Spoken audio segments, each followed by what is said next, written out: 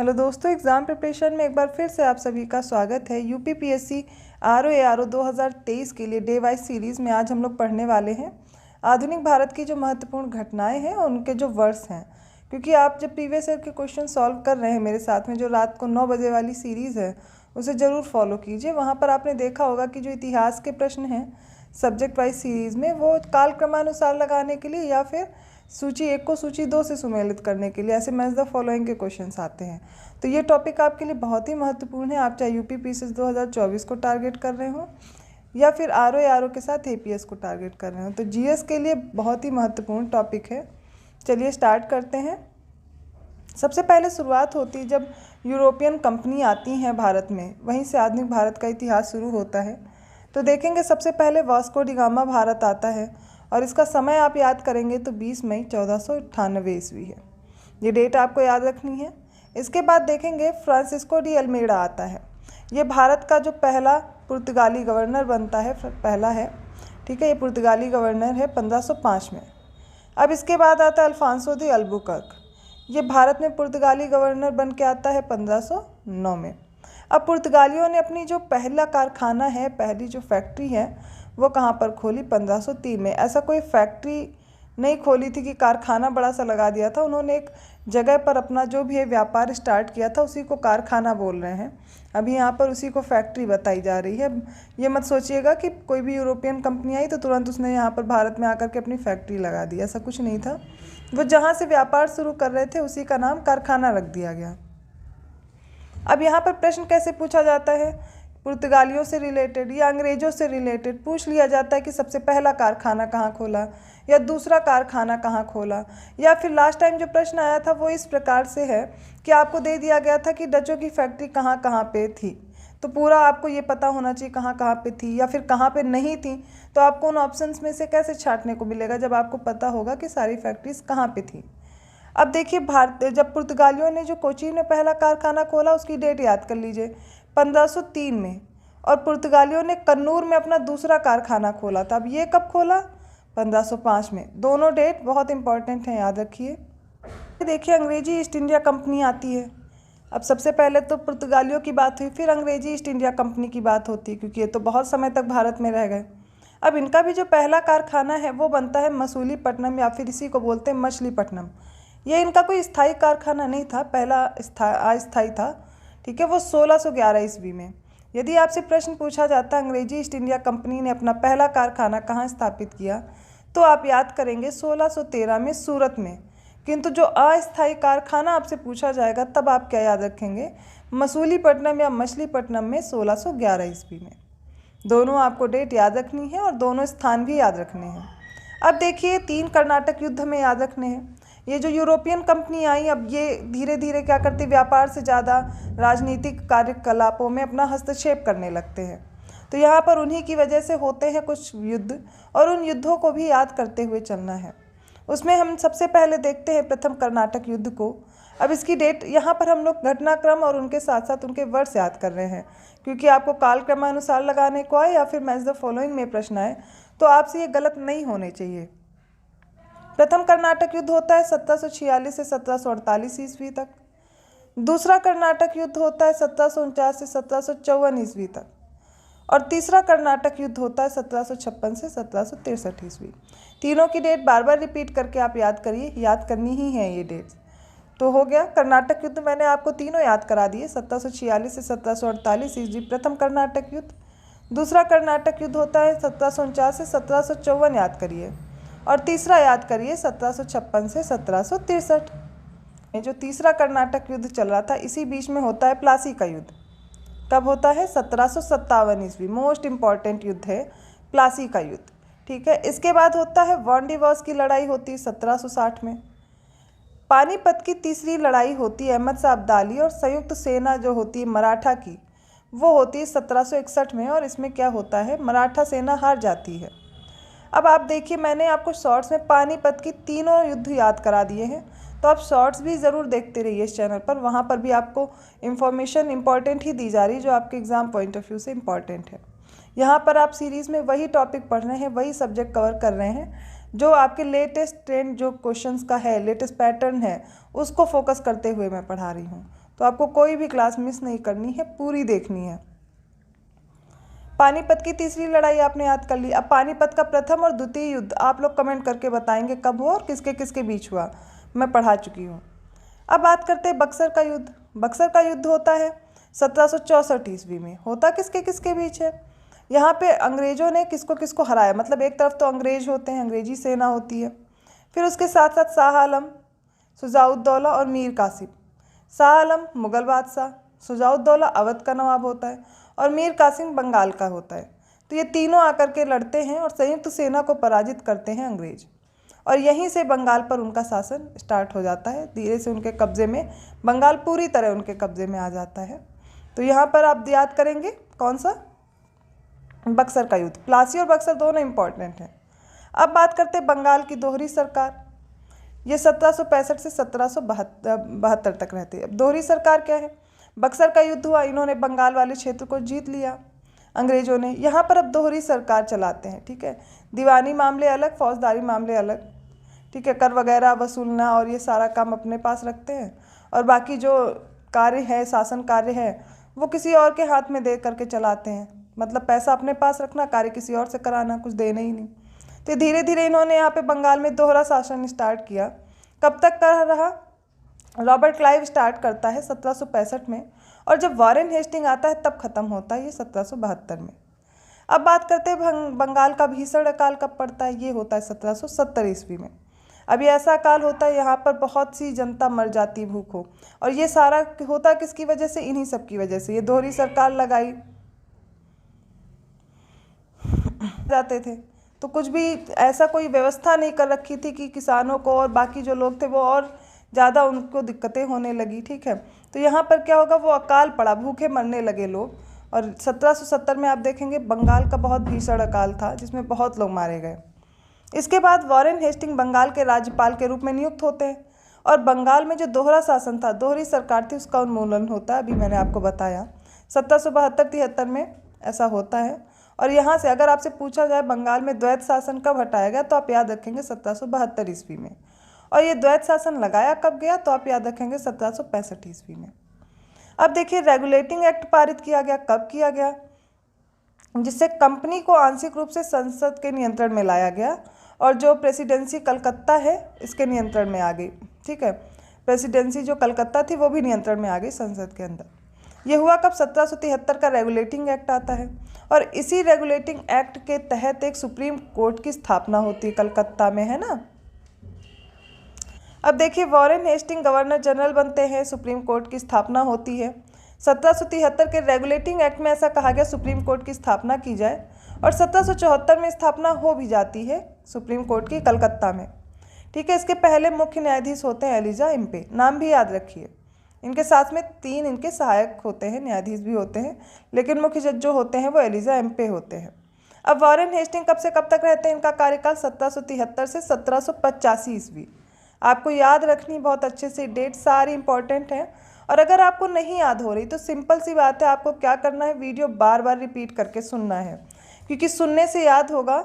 उसके बाद आपको नोट्स बना लेने हैं और याद करके लिख करके देखना है, कभी नहीं भूलेगा। तो आपका 2-3 बार प्रैक्टिस हो जाएगा, और एग्ज़ाम तक आप इसको रिवाइज करते रहिए, और प्रश्न यहाँ से आएगा, ठीक है। तो ये टॉपिक बिल्कुल मत छोड़िएगा। अब बात करते हैं प्रथम आंग्ल मराठा युद्ध। अब ये जो आंग्ल मराठा युद्ध है ये होता है 1775 से 1782 ईस्वी। तो प्रथम आंग्ल मराठा युद्ध याद रहेगा ना, 1775 से 1782। अब इसी में होती पुरंदर की संधि। पुरंदर की संधि याद रखनी 1776 में होती है।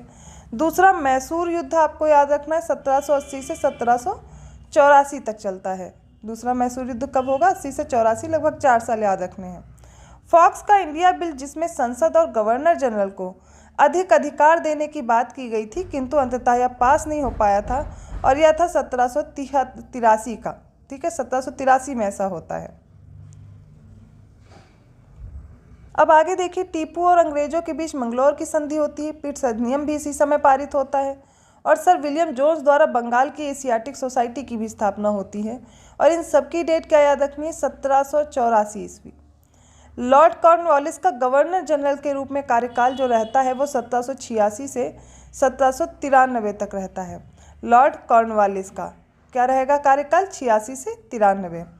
अभी हम लोगों ने मैसूर युद्ध पढ़ा था, अब ये तीसरा मैसूर युद्ध आ जाता है। अब ये तीसरा मैसूर युद्ध होता है 1790 से 1792 ईस्वी। टीपू और अंग्रेजों के बीच श्रीरंगपट्टनम की संधि होती है और ये श्रीरंगपट्टनम की संधि मोस्ट इंपॉर्टेंट है, डेट याद रखिए 1792 में होती है। सर जॉन सोर का गवर्नर जनरल के रूप में कार्यकाल होता है 93 से 98, लगभग 5 साल रहते हैं। बंगाल की स्थायी जमींदारी बंदोबस्त शुरू होती है 1793। ये स्थायी जमींदारी बंदोबस्त भी आपको याद रखना, महलवाड़ी सिस्टम, ये सारे आपको रैयतवाड़ी, ये याद रखना है। तो लॉर्ड वेलेस्ली गवर्नर जनरल के रूप में नियुक्त होते हैं और ये शुरू करते हैं सहायक गठबंधन प्रणाली। बहुत बार प्रश्न ऐसे भी आता है कौन किस प्रणाली से, किस सिद्धांत से रिलेटेड है, कौन सा गवर्नर जनरल। तो ये सब यहीं पे देखो मैं बताती भी चल रही हूँ कि आपके एक साथ साथ कई सारे फैक्ट कंप्लीट हो रहे, सिर्फ आप डेट नहीं याद कर रहे हो, उसके साथ और भी इम्पॉर्टेंट जो फैक्ट है वो भी तैयार कर पा रहे हो। तो सहायक गठबंधन प्रणाली से कौन जुड़ा हुआ था? लॉर्ड वेलेस्ली था। और इसका आप देखेंगे कब शुरू हुआ, तो 1798 में। इस तरह से आपको याद करना है। मैसूर युद्ध अभी तीसरा पढ़ा था, आप चौथा देखिए। और श्रीरंगपट्टनम का यहाँ पर पतन भी हो जाता है 1799 में। तीसरा मैसूर युद्ध कब हुआ था? 1790 से 92 में। ठीक है, चौथा मैसूर युद्ध कब होता है? 1798 में, माफ़ कीजिएगा 1799 में। और यहीं पर श्रीरंगपट्टनम का पतन भी हो जाता है। फिर होता है फोर्ट विलियम कॉलेज की स्थापना। ठीक है, 1 साल बाद याद करिए 1800 में। पेशवा और अंग्रेजों के बीच एक संधि हो जाती है जिसे बोलते हैं बसीन की संधि, और ये होती है 1802 में। लॉर्ड लेक द्वारा दिल्ली पर कब्जा होता है और दूसरा आंग्ल मराठा जब युद्ध होता है इस समय पे होता है, और वो डेट याद रखिए 1803 ईस्वी है। मराठा युद्ध, आंग्ल मराठा युद्ध हम लोग देख रहे थे, अब द्वितीय आंग्ल मराठा युद्ध देखिए 1803 से 1805 ईस्वी, 2 साल। लॉर्ड मिंटो गवर्नर जनरल के रूप में आते हैं और इनका कार्यकाल रहता है 1807 से 1813 ईस्वी तक। रंजीत सिंह और अंग्रेजों के बीच अमृतसर की संधि होती है 1809 में। लॉर्ड हेस्टिंग गवर्नर जनरल के रूप में कार्यकाल इनका फिर से कब तक रहता है? 1813 से 1823 तक। आंग्ल गोरखा युद्ध होता है 1814 से 1816। पिंडारियों का युद्ध होता है जिसे खिड़की या खड़की का युद्ध भी बोलते हैं, इसमें पेशवा हार जाते हैं। यहाँ पर तृतीय आंग्ल मराठा युद्ध का समय भी दिया गया और ईस्ट इंडिया कंपनी और मराठों के बीच ये होता है, और इसकी डेट है 1817 से 1818। अब देखिए अंतिम आंग्ल मराठा युद्ध जो हो रहा है वो 1818 से 1819 में होता है, ये डेट याद रखना है। फिर गवर्नर जनरल आता है लॉर्ड एमहर्स्ट, इसका कार्यकाल याद रखिए 1823 से 1828 है। और प्रथम बर्मी युद्ध जो है वो होता है 1824 से 1826। इसके बाद होता है Lord William Bentinck governor general के रूप में इसका कार्यकाल आता है। लॉर्ड विलियम बेंटिक को आपको अच्छे से याद रखना है, इसका समय भी 1828 से 1835 तक, काफ़ी समय तक रहता है और इसके बारे में आपको काफ़ी जानकारी रखनी भी पड़ेगी। इसके बाद सती का निषेध होता है कब? 1829 में। कैप्टन स्लीमैन द्वारा ठगी का दमन होता है। अब आपसे अगर पूछा जाए ठगी का दमन किसने किया तो आपको पता होना चाहिए कैप्टन स्लीमैन। अब इसकी डेट भी पता होना चाहिए, 1829 से 1837 तक रहता है। कंपनी का चार्टर एक्ट आ जाता है 1833 का। अब यहाँ पर कंपनी के व्यापारिक अधिकारों का उन्मूलन हो जाता है 1833 में। होता क्या है, 1813 में क्या हुआ था कि जब ये 1813 का चार्टर आता है तो चीनी के साथ और चाय का व्यापार छोड़कर एकाधिकार अंग्रेजी ईस्ट इंडिया कंपनी का ख़त्म कर दिया जाता है। लेकिन जब 1833 का चार्टर अधिनियम आता है तो पूरी तरह से इनका एकाधिकार खत्म हो जाता है। तो 1833 की डेट इसीलिए इम्पॉर्टेंट है, याद रखना है। चार्ल्स मेटकाफ की बात करें, ये गवर्नर जनरल के रूप में इसका कार्यकाल 35 से 36, 1 साल का, ये याद रखिए। कलकत्ता मेडिकल कॉलेज की स्थापना 1835 में होती है। लॉर्ड ऑकलैंड का गवर्नर जनरल के रूप में कार्यकाल देखिए 36 से 42, 1836 से 1842 तक। अब राजा रंजीत सिंह की मृत्यु हो जाती है 1839 में। और लॉर्ड एलन बरो है, इसका गवर्नर जनरल के रूप में कार्यकाल 2 साल का, 42 से 44, 1842 से 1844 ईस्वी। गवर्नर जनरल के रूप में लॉर्ड हार्डिंग का जो कार्यकाल है वो 1844 से 1848 ईस्वी है। फिर याद करिए प्रथम आंग्ल सिख होता है और इसके बाद लाहौर की संधि हो जाती है और डेट है 1845 से 1846। द्वितीय आंग्ल सिख युद्ध होता है, सिखों की हार हो जाती, पंजाब का विलय होता है इसी समय। बेथ्यून द्वारा कलकत्ता में एक हिंदू बालिका विद्यालय खोला गया, काफ़ी इन्फॉर्मेशन इसमें दी गई है, याद कीजिए। 1848 से 1849 ईस्वी। डलहौजी का गवर्नर जनरल के रूप में कार्यकाल कब तक रहता है? 1848 से 1856। ये भी बहुत इंपॉर्टेंट है। इसके समय पे क्या क्या हुआ ये भी आपको याद रखना है। तो लॉर्ड डलहौजी का समय क्या? 1848 से 1856। ये किस सिद्धांत से रिलेटेड था ये आपको कमेंट करके बताना है मुझे। दूसरा आंग्ल बर्मा युद्ध, अब याद करिए बर्मी युद्ध हम लोगों ने ऊपर पढ़ा था ना, ये दूसरा आंग्ल बर्मी युद्ध है। तो ये होता है 1852 ईस्वी में। और बम्बे से ठाणे के बीच जो रेलवे खोला गया, कलकत्ता से आगरा तक पहली टेलीग्राफ लाइन भी खोली गई, ये कब? 1853 ईस्वी में। किसके समय में? लॉर्ड डलहौजी के समय में। अभी हम लोगों ने कार्यकाल पढ़ा ना, 1848 से 1856 तक रहता है लॉर्ड डलहौजी। अब इसी के समय पर रेलवे खोला जाता है, रेलवे लाइन बॉम्बे से ठाणे तक पहली चलाई जाती है 1853 में, और कलकत्ता से आगरा तक की जो टेलीग्राफ लाइन बिछाई जाती वो भी इसी के समय पे, लॉर्ड डलहौजी के समय पे 1853 में। अब याद कीजिए चार्ल्स वुड का शिक्षा पर घोषणा पत्र आता है 1854 ईस्वी में। और बिहार में होता है संथाल विद्रोह 1855 में। जितने भी जनजाति विद्रोह या किसान विद्रोह है, डेट याद रखनी है। ये भी आपको आते हैं मैच द फॉलोइंग में, तो डेट याद होनी चाहिए और कहाँ पर हुआ स्थान भी याद होना चाहिए। फिर क्या होता है? अवध का विलय हो जाता है। भारतीय विश्वविद्यालय अधिनियम भी पारित होता है इसी समय में।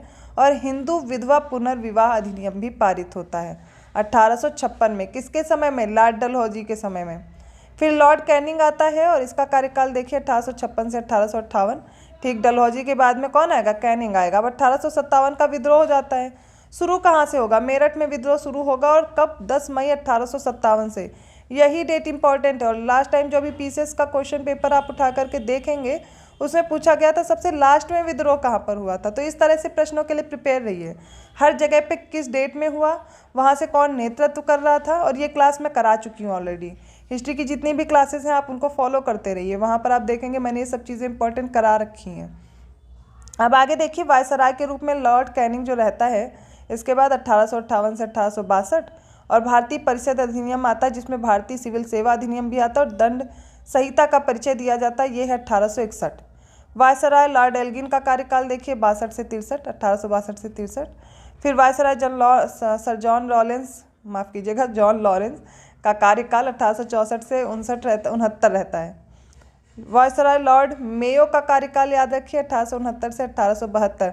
अब आप लोग मुझे कमेंट करके बताएंगे कि लॉर्ड मेयो क्यों इम्पोर्टेंट है। इसका कार्यकाल 1869 से 72 है ना। इसके समय पे ऐसा क्या हुआ था जो हर बार प्रश्न में पूछा जाता है, अभी पिछले ही पेपर में आया हुआ है। स्वामी दयानंद सरस्वती द्वारा आर्य समाज की स्थापना की जाती है और वेल्स के राजकुमार की यात्रा भी इसी समय होती है 1875 की।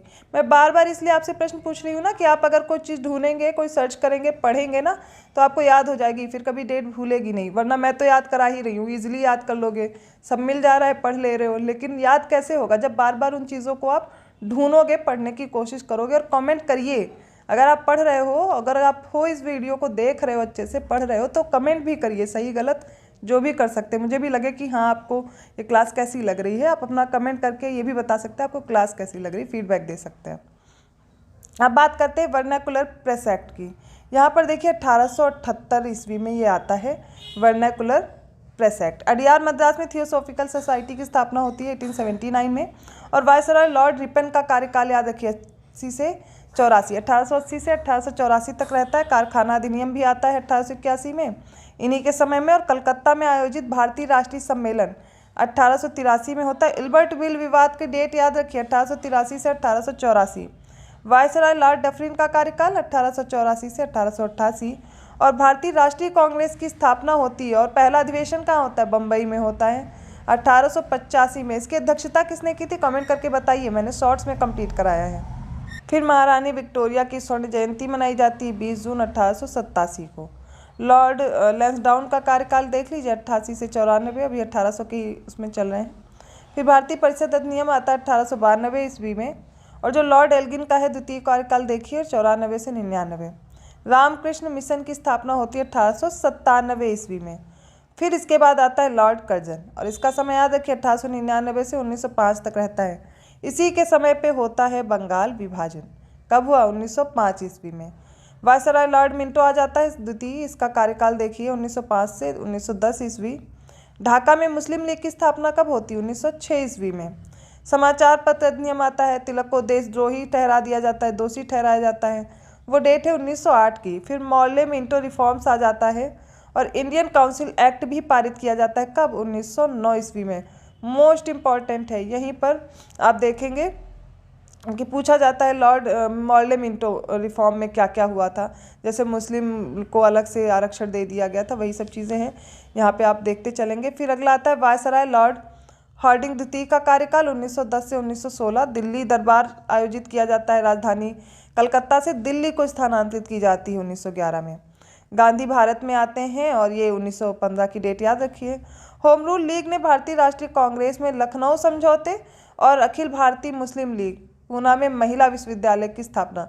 मतलब ये जो लखनऊ समझौता हो जाता है मुस्लिम लीग के बीच में और भारतीय राष्ट्रीय कांग्रेस के बीच में 1916 में, और पूना में क्या होता है? महिला विश्वविद्यालय की स्थापना। अब देखिए 1909 में कौन आया? Morley Minto reform. उसके बाद आएगा मॉन्टेग्यू चेम्सफोर्ड और इसी समय पे आता है रॉलेट एक्ट 1919 का, याद रखिए डेट। वायसराय लॉर्ड चेम्सफोर्ड का कार्यकाल देख लीजिए इसी के साथ, 1916 से 1921 तक रहते हैं। और इसी बीच आपको याद रखना है खिलाफत आंदोलन 1919, असहयोग आंदोलन 1920। ये भी कालक्रमानुसार लगाने को आते हैं, गांधी जी के जितने भी आंदोलन हुए हैं ये आते हैं कालक्रमानुसार लगाने को। मोपला विद्रोह देखिए 1921 में होता है।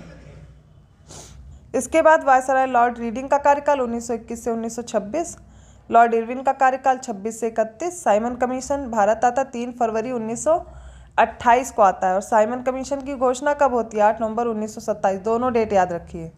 पुलिस हमले के बाद लाला लाजपत राय की मृत्यु होती है और नेहरू रिपोर्ट आती है 1928 में। भगत सिंह बटुकेश्वर दत्त ने विधानसभा में बम कब फेंका? ये भी याद रखिए आप लोग, 1929 में। फिर गांधी जी की दांडी मार्च यात्रा शुरू होती है, सविनय अवज्ञा आंदोलन शुरू होता है 1930 में। प्रथम गोलमेज सम्मेलन होता है 1930 से 1931 में। द्वितीय गोलमेज सम्मेलन और गांधी जी इरविन समझौते पर हस्ताक्षर करते हैं, ये 1931 में। लॉर्ड वेलिंगटन का जो कार्यकाल है वो 1931 से 36 है। तीसरा गोलमेज सम्मेलन 1932 में हुआ और यहीं पर पूना समझौते पर हस्ताक्षर होते हैं। सविनय अवज्ञा आंदोलन स्थगित कर दिया जाता है 1934 में। भारत सरकार अधिनियम 1935 संसद में पारित किया गया 1935 में। लॉर्ड लिनथिगो का वायसराय के रूप में 36 से 44 तक कार्यकाल रहता है 1936 से। कांग्रेस का हरिपुर अधिवेशन 1938 में होता है। आप लोग कमेंट करके बताइए हरिपुर अधिवेशन के अध्यक्ष कौन थे? द्वितीय विश्व युद्ध शुरू होता है सितंबर 1939 में। अब आगे याद कीजिए मुस्लिम लीग लाहौर द्वारा जो पारित पाकिस्तान का प्रस्ताव होता है 1940 में आता है। फिर क्रिप्स मिशन आता है भारत में 1942 में। 8 अगस्त 1942 को कांग्रेस द्वारा भारत छोड़ो प्रस्ताव लाया जाता है। वायसराय लॉर्ड वेवेल का कार्यकाल 1944 से 1947। आज़ाद हिंद फौज भारतीय धरती इंडो बर्मा बॉर्डर और से कोहिमा और इम्फाल पर कदम रखती है 18 मार्च 1944 ईस्वी। कैबिनेट मिशन की योजनाओं का घोषणा होता है 16 जून 1946 को। लॉर्ड माउंटबेटन आते हैं और इनका कार्यकाल 47 से 48 तक रहता है। महात्मा गांधी की हत्या कर दी जाती 30 जनवरी को और राजगोपालाचारी को प्रथम भारतीय गवर्नर जनरल नियुक्त किया जाता है 21 जून को 1948 में। भारत का नया संविधान अपनाया गया, हस्ताक्षरित कब किया गया? मोस्ट इम्पॉर्टेंट डेट है 26 नवंबर 1949 को। भारत एक गणतंत्र बन गया। भारत का नया संविधान लागू हुआ कब? 26 जनवरी को 1950 को। ठीक है। योजना आयोग का गठन किया गया। डॉक्टर राजेंद्र प्रसाद पहले राष्ट्रपति बनते हैं जो भारतीय गणराज्य बनता है 1950 में। तो यहाँ तक आधुनिक भारतीय इतिहास के कुछ महत्वपूर्ण घटनाक्रम और उनके वर्ष देखे हैं हम लोगों ने। ये यहीं पे ख़त्म नहीं होता, भी इसके आगे का भी पार्ट आएगा। ये जो इतनी इंपॉर्टेंट घटनाएं हैं इनकी डेट आप बार बार वीडियो रिपीट करके देखिए। वीडियो को लाइक ज़रूर कीजिए, चैनल को सब्सक्राइब कीजिए और लोगों को भी शेयर करते रहें वीडियो। बेल आइकन ज़रूर प्रेस कर दीजिएगा, अगले वीडियोस के नोटिफिकेशन आपको मिलते रहेंगे। तो ऐसे ही और इम्पॉर्टेंट टॉपिक के साथ मिलते हैं नेक्स्ट सीरीज़ में। तब तक के लिए धन्यवाद।